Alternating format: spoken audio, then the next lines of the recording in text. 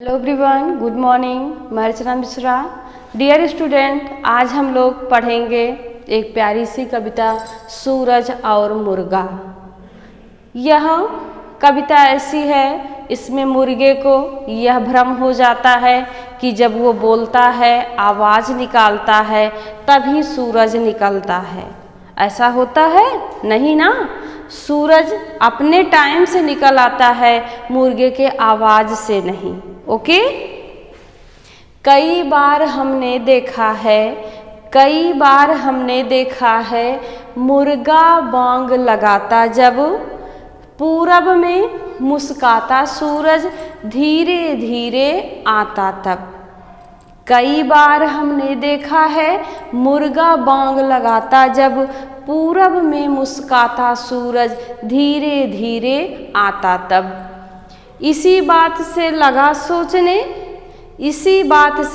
सोचने सूरज को लाता हूँ मैं, बांग लगाकर रोज सुबह इस सूरज को चमकाता हूँ। अब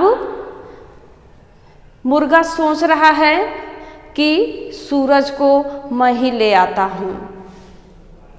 और बात फिर सोची उसने, कल सोऊंगा जी भर कर, बांग तड़के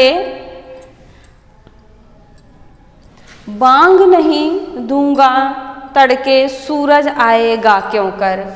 मुर्गा सोया गहरी नींद, सूरज आया ठीक समय, रंग रंगीले फूल खिल गए, गूंज उठी चिड़ियों की लय। कवि हैं श्री प्रसाद। अब हम व्याख्या जानेंगे इसकी।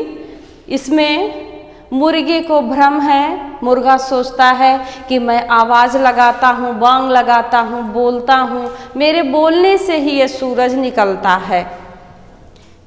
कई बार हमने देखा है मुर्गा बांग लगाता जब पूरब में मुस्काता सूरज धीरे धीरे आता तब। ये समय ही है, मुर्गा उसकी आदत है, स्वभाव है सुबह सुबह बोलना, तो मुर्गा सुबह सुबह बोलता है और सूरज भी सुबह निकलता है। इसी बात से लगा सोचने, ये जो टाइम है, ऐसा टाइम बना हुआ है, आदत है, इसी से मुर्गे को भ्रम हुआ। इसी बात से लगा सोचने, सूरज को लाता हूँ मैं, बांग लगाकर रोज सुबह इस सूरज को चमकाता मैं। अब मुर्गे को लग रहा है कि मैं ही बोलकर इस सूरज को लाता हूँ और मेरी ही आवाज़ सुनकर ये सूरज चमकता है। और बात फिर सोची उसने, अब उसका दिमाग घूम रहा है, वो सोच रहा है कल सोऊंगा मैं जी भर कर। अब मुर्गा कह रहा है, मन में सोच रहा है कि कल मैं खूब सोऊंगा, जी भर कर सोऊंगा, मैं आवाज़ नहीं लगाऊंगा। अब देखता हूँ ये सूरज कैसे निकल के आता है, कैसे चमकता है। मुर्गा सोया गहरी नींद, अब यही सोचकर कि आज सूरज को सबक सिखाऊंगा, खूब सो गया गहरी नींद में। सूरज आया ठीक समय। अब ये तो है नहीं, मुर्गा नहीं बोलेगा तो सूरज नहीं निकलेगा, सूरज अपने तय समय पे निकला। रंग रंगीले फूल खिल गए, गूंज उठी चिड़ियों की लय। सूरज के निकलते ही रंग रंगीले मतलब अनेक प्रकार के फूल खिल गए और चिड़िया चहचहाने लगी, चिड़ियों का स्वर गूंजने लगा। आप लोगों के समझ में आ गया होगा।